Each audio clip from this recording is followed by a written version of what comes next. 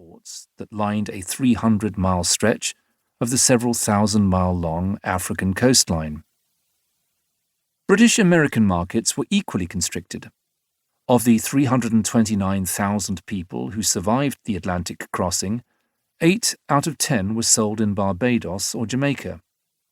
As a result of its geographic concentration, small groups of merchants organized the pre-18th century slave trade. Although chartered companies had thousands of shareholders, they left the bloody business of slaving to small cadres of professional employees, ship captains, fort-based agents, and American factors.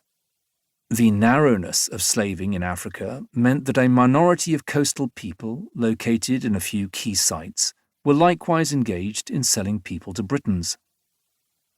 This book explains how Paine's traders in men, thousands of enslavers in Africa, Britain, and the British Americas, collectively transformed Britain's slave trade into an Atlantic-wide system during the 18th century. It argues that slaving merchants devised a set of highly efficient, but incredibly brutal, methods for enslaving people, forcibly transporting them across the Atlantic and selling them in the Americas. The standardization and then expansion of these methods was what enabled slave traders to forcibly transport almost 50,000 people a year by Paine's era. The spectacular growth of the slave trade sparked by these changes transformed the British Atlantic world. In Britain, ports such as Liverpool and Bristol grew into metropolises, aided by riches flowing from the slave trade.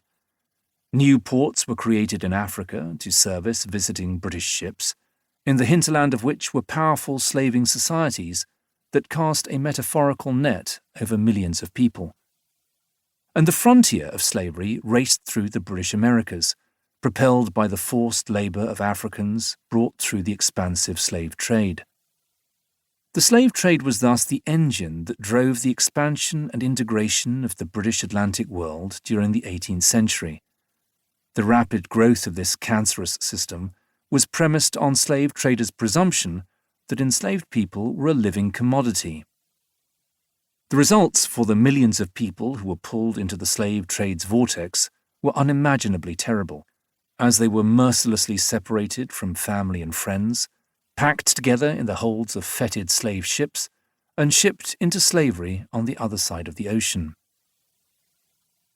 5 years before Paine wrote his Screed, Otoba Kuguano, circa 1757 to circa 1791, a 13-year-old boy in what is modern-day Ghana, became one of the millions of people ensnared by the traders in men. Kuguano was playing with a large group of children near his home, a few days' journey from the coast, when several pistol and cutlass-wielding men claimed that the children had committed a fault against their lord. After being separated from his playmates, Kuguano was driven to a nearby town and, 6 days later, marched to the sea. When he arrived at the water, a British slave trader purchased him for a gun, a piece of cloth, and some lead. 3 days later, Kuguano was rowed out to the dreaded slave ships. There was nothing to be heard but rattling of chains, smacking of whips, and the groans and cries of our fellow men, he remembered. After a terrifying canoe trip over violent surf, Kuguano arrived at the ship where he and the other Africans were crowded together for months in sight of our native land. He could not describe the horrible scenes and base treatment he faced aboard the slave ship, except to say that one succeeding woe and dread swelled up another. After the Middle Passage, Kuguano and his shipmates were landed at the British Caribbean island of Grenada, where he was sold and then force-marched to a sugar plantation. There, he traumatically witnessed enslaved people being beaten and tortured. Unlike most of the Africans who undertook the Middle Passage, he was delivered from that horrid, brutal slavery when an English visitor purchased him to work as a servant. He took Kuguano to Britain and later freed him.